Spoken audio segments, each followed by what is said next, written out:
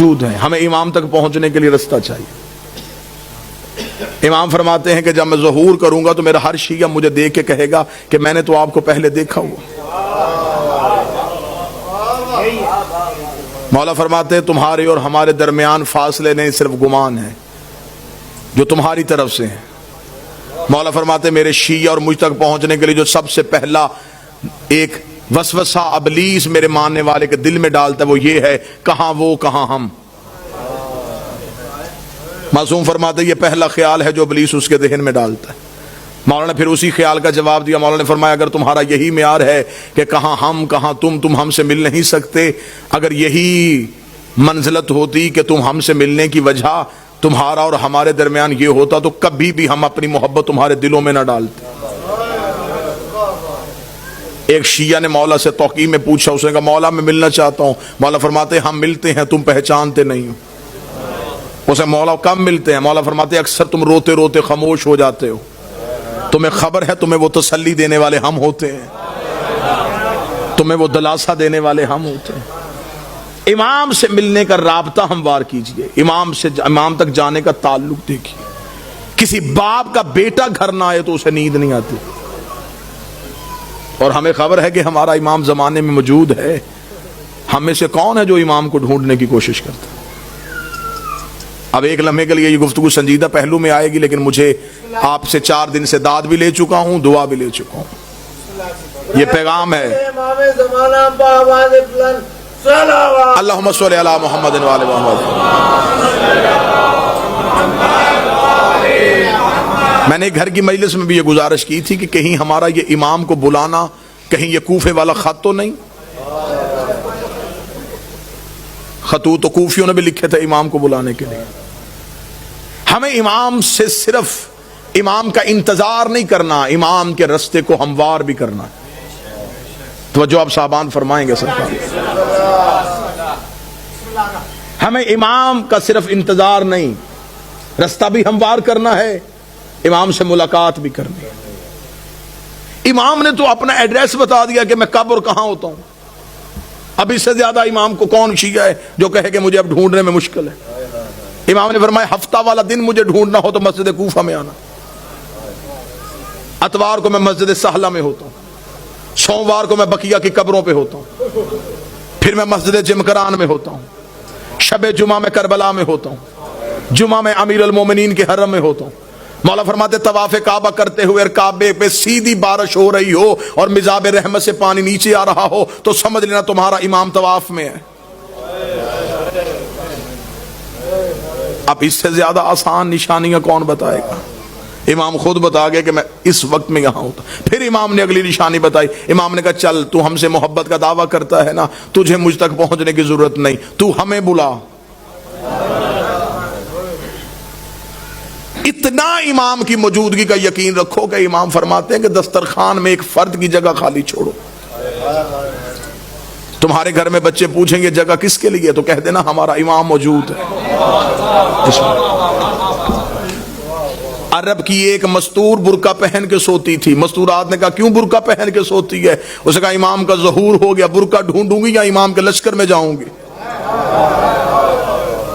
ملاقات با امام زمانہ حسن ابتہی 2 جلدوں میں کتابیں لکھی ہوئی ہیں۔ کتنے لوگ ہیں جو امام سے ملاقات کر چکے ہیں؟ ایک عراق کا رہنے والا شیعہ ہر روز گھوڑا لے کے چوک میں تلوار لے کے کھڑا ہو جاتا، لوگ پوچھتے کیوں کھڑا ہے یہاں پہ؟ اس کا امام کا انتظار کر رہا۔ لوگوں نے اسے پاگل تصور کرنا شروع کر دیا۔ ایک دن کسی نے مذاق میں کہا تو یہاں کھڑا ہے، امام تو وہاں آ چکے ہیں۔ اس نے اپنے گھوڑے کا رخ موڑا، دوڑا اور پھر کبھی بھی واپس نہ آیا۔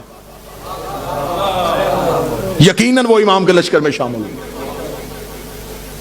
امام تو ہمارے اتنا قریب۔ ایک شخص نے ایک عارف سے آ کے شقیق نے کہا کہ میں مولا سے ملنا چاہتا ہوں، مجھے کوئی عمل بتائیے جو میں کروں اور امام سے ملاقات ہو۔ موضوع پسند ہے سرکار؟ یا علی مشکل مجھے کوئی عمل بتائیے میں مولا سے مل سکوں۔ انہوں نے کہا عمل یہ ہے کہ رات کو تیز نمک والا کھانا کھا کر سونا۔ اس نے کہا کیوں؟ فرمایا بس تیز نمک والا کھانا کھا کے سو گیا، صبح آیا میں سو گیا تھا دی رات، لیکن زیارت نہیں ہوئی. اس نے کہا خواب میں کیا دیکھتا رہا؟ اس نے کہا پانی، اس لیے کہ میرے دل میں پانی کی طلب تھی. اس نے کہا جتنی طلب تیرے دل میں پانی کی تھی اتنی امام کی کر، ملاقات ہو جائے گی. شدت پیدا کر امام سے ملنے کی، خواہش پیدا کر امام سے. ایک شخص کو خبر ہوئی کہ کربلا میں مولا امام حسین کے حرم میں جو 40 روز زیارت عاشورہ پڑھے امام اس سے مل لیتے. اور یہ آج بھی ہے، منقول ہے روایات میں کہ حرم امام حسین میں زیارت عاشورہ کا 40 روز کا عمل کیا جائے تو امام مل لیتے. وہ 40 روز زیارت عاشورہ کا عمل کرنے کے لیے چلا گیا. جیسے جیسے دن گزرتے گئے ذہن میں اعتماد ختم ہوتا رہا کہ نہیں، ملاقات نہیں ہو سکتی، میں اس قابل نہیں ہوں، میں گنہگار ہوں، وہ مجھ سے نہیں ملیں گے. بس یہ اعتماد کم ہوتا گیا. دن قریب آنے شروع ہو گئے. ذہن میں آیا گھر واپس چلا جاؤں، بچے اکیلے ہوں گے، کاروبار تباہ ہو رہا ہوگا. گھوڑے پہ بیٹھا اور حدود حرم سے نکلا. جب وہ کربلا سے نکل رہا تو گھوڑا سوار اس کے ساتھ چلا. گھوڑا سوار کی آواز آئی کہاں جا رہا ہے؟ کہنے لگا کوفہ. کس رستے سے جائے گا، خشکی کے یا فرات کے؟ کہنے لگا خشکی کے رستے. گھوڑا سوار کی آواز ہے پھر کوفہ میں ایک میرا کام کرے گا، ایک امانت ہے، وہ کوفہ میں ایک شخص کو دے دینا. کہنے لگا کیا امانت ہے؟ اس نے کہا کوفہ میں ایک ریان نامی شخص رہتا ہے، اسے یہ 40 دینار دے دینا. جب تو اس کے دروازے پہ جائے گا، دستک دے گا، صبح کا وقت ہوگا، وہ دروازہ کھولے گا، اس کے بازوؤں پہ خون کے چھینٹے ہوں گے. پریشان نہ ہونا، وہ قصاب ہے، صبح صبح جانور ذبح کرتا ہے. ذہن میں پھر نہ آیا کہ جو پہنچنے سے پہلے وجہ بتا رہا ہے.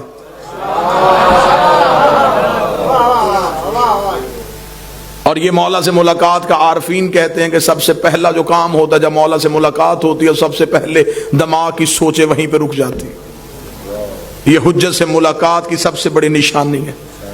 دماغ وہیں پہ رک جاتا ہے. جب ملاقات ختم ہوتی ہے تو پھر وہیں سے شروع ہوتا ہے. اس لیے معراج کی رات ہر چیز وہیں کی وہیں رک گئی تھی.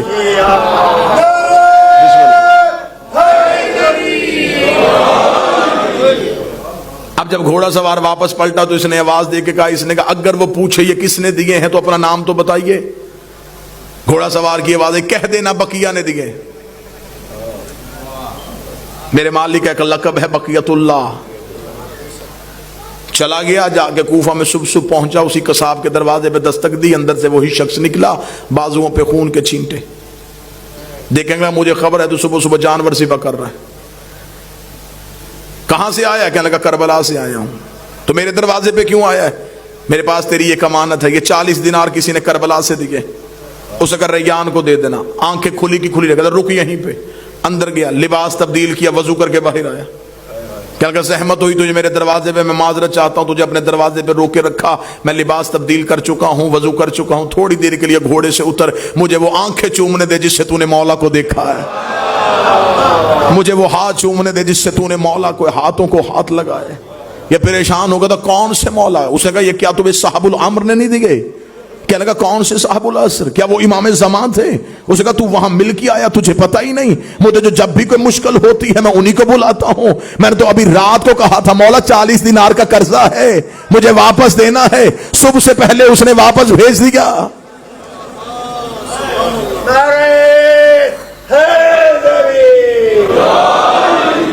مولا فرماتے اتنا مجھ پہ یقین کرو. جب تمہارا یقین اتنا بڑھ جائے گا پھر تم اپنی مشکل کسی کو بتاؤ گے نہیں. اب یہ محبت کا معیار ہے. امام فرماتے میرے شیعوں مجھ سے رات کو سرگوشیاں کیا کرو. سرگوشی کیا، تکیے کے سر رکھ کے اپنے دکھ مجھے سنایا کرو. امام فرماتے تو تکیے پہ سر رکھ کے مجھے اپنے دکھ سنا کے سو جا. صبح کا سورج طلوع ہونے سے پہلے تیرے دکھ نہ ٹالوں، مجھے بطول کا لال نہ کہنا. تو مجھ پہ اعتماد تو کرو، تو مجھ پہ یقین تو کرو، تو مجھ تک پہنچنے کا رستہ تو تلاش کرو. امام فرماتے ہیں میرا شیعہ وہ ہے جو میرا ظہور ہر روز مانگے. وہ ساری زندگی اس کی حالت ایسی رہے جیسے اس کی کوئی چیز گم ہو چکی ہے اور وہ اسے ڈھونڈ رہا ہے. شیعہ بھی اور اسے یہ بھی پتا ہو کہ میرے وقت کا امام کہیں نہ کہیں خون رو رہا ہے. پھر اس کے دل میں یہ طلب ہونی چاہیے کہ میں امام تک کسی نہ کسی طریقے سے پہنچوں. ملاقات امام سے ہے. قبلہ تشریف فرمائے ملاقات ممکن بھی ہے. ہاں امام ملتے ہیں ہر کسی سے اس کی معرفت کے مطابق، اس کے عرفان کے مطابق. آئیں گے ضرور، برا ہو صحیح آئیں گے ضرور. چلے میں تحفہ دوں آج کی آخری مجلس میں، ہدیہ دوں. مولا فرماتے جس دن تم چاہو کہ تم مرنا نہیں چاہتے، جس دن تمہارا جی زندہ رہنے کے لیے ہو کہ آج میں زندہ رہنا چاہتا ہوں، عمل یہ ہے مولا فرماتے اس روز آنکھ کھلے تو اٹھتے ہی، بلکہ یہ روز کا معمول بناؤ، آنکھ کھلتے ہی السلام علیکم یا صاحب العصر والزمان، اے میرے وقت کے امام تجھ میں میرا سلام.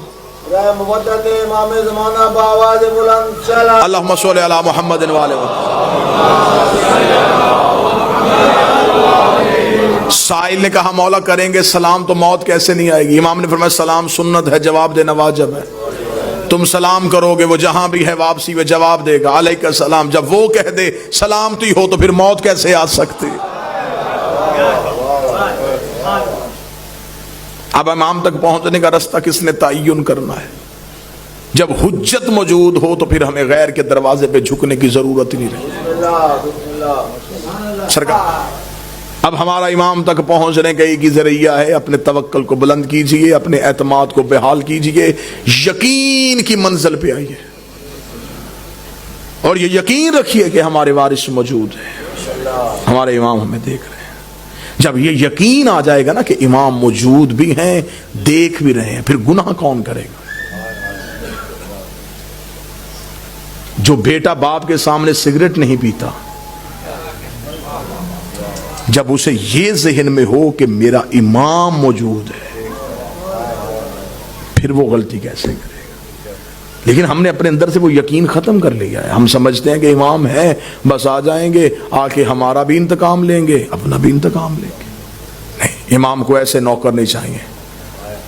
امام کو ایسے چاہیے جو آج بھی امام کے عشق میں ویسے کھڑے ہوں جیسے امام کے قیام پہ کھڑے ہونا. ہم ظہور کے بالکل قریب ہیں، اور یہ جو آج چھوٹے چھوٹے مسئلے مسائل، یہ مسئلہ وہ مسئلہ، یہ مسئلہ وہ مسئلہ، یہ مسئلے نہیں ہیں، یہ امام کا چھان بریک ہو رہا ہے.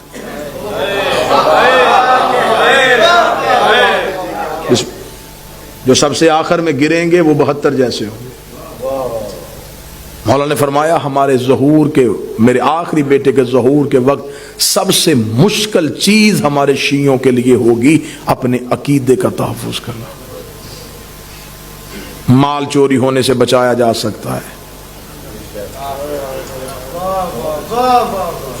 اور عقیدہ چوری ہونے کا خطرہ اس لیے بھی زیادہ ہو جاتا ہے جب چوکیدار ہی چوروں سے مل جائیں. عقائد حقہ کا تحفظ کرنا. ہم حجت کے قریب جا رہے ہیں. مولا فرماتے جب میرے شیعوں کے روزانہ کے اعمال میرے سامنے آتے ہیں تو آپ یہ جملہ سمجھیے گا، اور اس کے بعد پھر گناہ کرتے ہوئے ایک بات ذہن میں یہ میری روایت کو ضرور آنے دیجیے. امام فرماتے جب میرے شیعہ کا گناہ میرے سامنے آتا ہے تو امام فرماتے اس ایک گناہ کو دھونے کے لیے مجھے اپنے آنکھوں کے آنسو لہو والے استعمال کرنے. مولا اپنے آنسوؤں سے اس شیعہ کے اس گناہ کو دھوتے، دھو کے کہتے ہیں میرے اللہ یہ مجھ سے محبت کرتا تھا، بے خبری میں گناہ کر گیا. اس لیے مولا نے فرمایا میرے شیعوں ہمارے لیے شہرت کا باعث بننا، میری آنکھ میں آنسو کا باعث نہ بننا.